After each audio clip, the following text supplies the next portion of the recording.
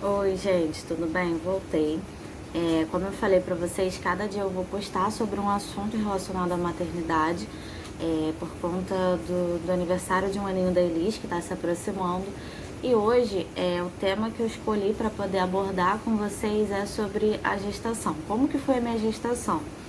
Então, eu dividi, né, de acordo com as semanas. Durante a minha gestação, eu tive um diário da gestante que meu esposo me deu e eu anotava tudo o que acontecia, todos os exames que eu fazia, como que eu me sentia, o que acontecia, o que eu comprava.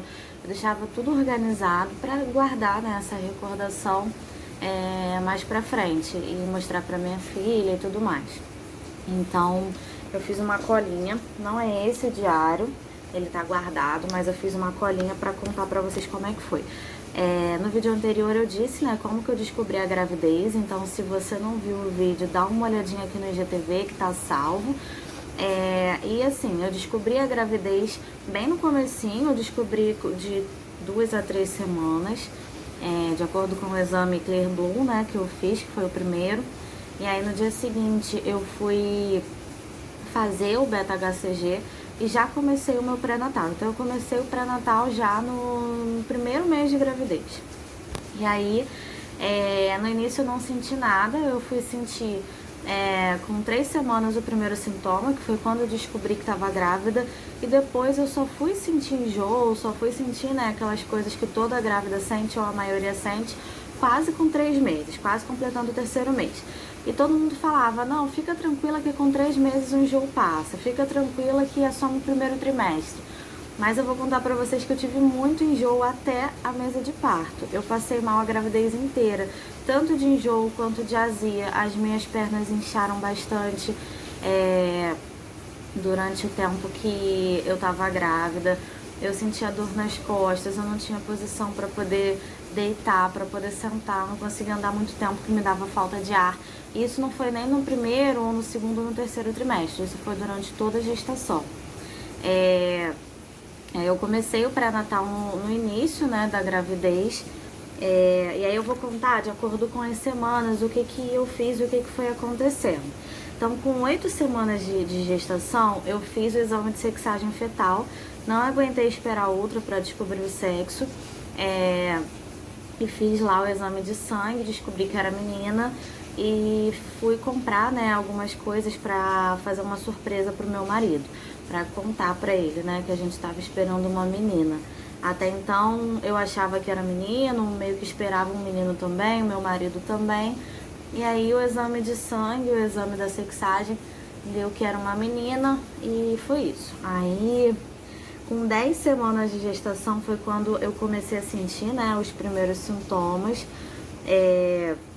E eu tive muita dificuldade também de conseguir encontrar um médico ginecologista obstetra. Então eu passei assim, cada mês, cada consulta eu passava num médico diferente, porque na época o meu plano de saúde da AMIL estava descredenciando e credenciando novos médicos. E eu ia no médico, na outra consulta ele já estava descredenciado. Aí tentava outro, ele estava descredenciado. E alguns eu também não gostei. Então eu fiquei pulando de médico em médico até conseguir achar alguém que me acompanhasse. Eu fui achar já quase no 7º mês alguém para poder me acompanhar.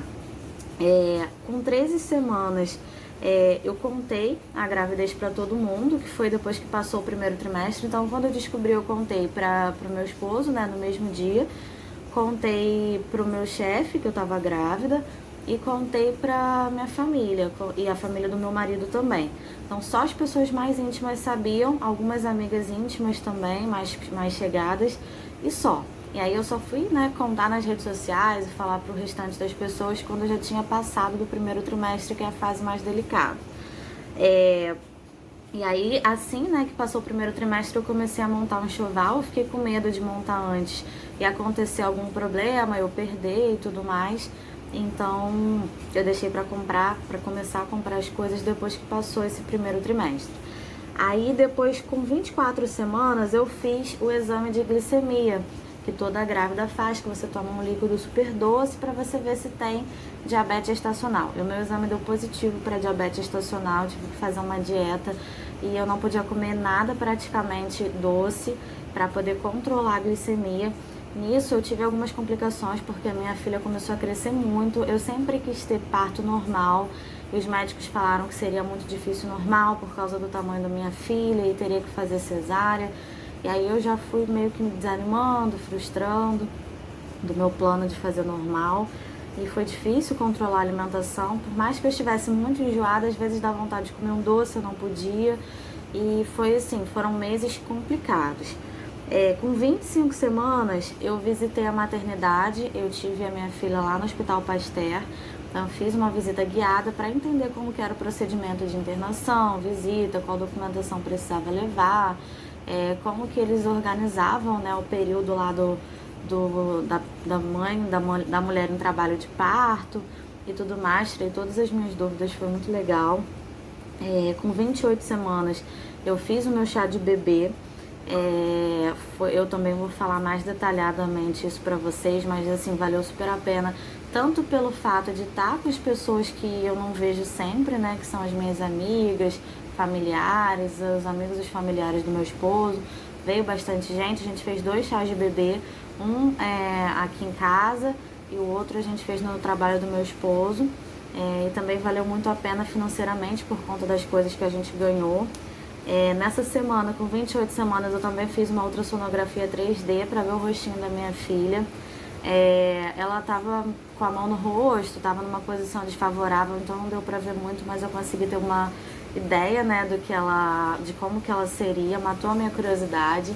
Eu acho que é um exame que vale a pena para você guardar, e o rostinho dela, assim, ela nasceu bem parecida com a fotinho da outra que a gente conseguiu.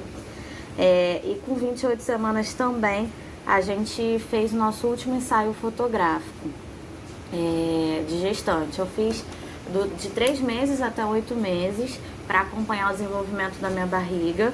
Então, com 28 semanas, eu fiz, né, esse ensaio que eu estava querendo tanto, esse último ensaio. Por conta do coronavírus eu não consegui fazer o de 9 meses, mas eu fiz até o 8º. Com 31 semanas eu fiz um curso de gestante com meu esposo lá no Hospital Pasteur também, né, para aprender as coisas básicas que uma mãe precisava saber, porque eu sou mãe de primeira viagem. Com 32 semanas eu comecei a lavar e passar as roupinhas da minha filha, manta, coeiro, as coisinhas do enxoval. Foi um pouco precoce, mas eu não sabia, né, o que iria acontecer, então eu preferi adiantar as coisas. Com 33 semanas eu já deixei a mala da maternidade arrumada, deixei tudo certinho para caso acontecesse algum imprevisto, a gente não se enrolar.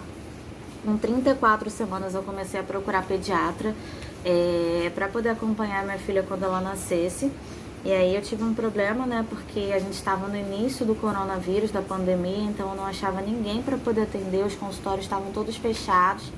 E aí eu comecei a ficar muito ansiosa procurando.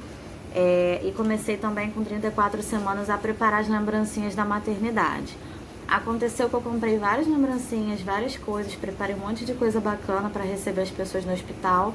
E por conta da pandemia, o hospital proibiu visita e eu não pude receber ninguém e não pude levar ninguém também lá pra... Eu não pude receber ninguém aqui em casa, acabou que não teve lembrancinha, não teve nada. Eu comprei e não distribuí. Com 35 semanas eu fiz o meu plano de parto. Se vocês quiserem eu posso compartilhar em outro vídeo com vocês para que serve, o que eu coloquei no meu plano de parto.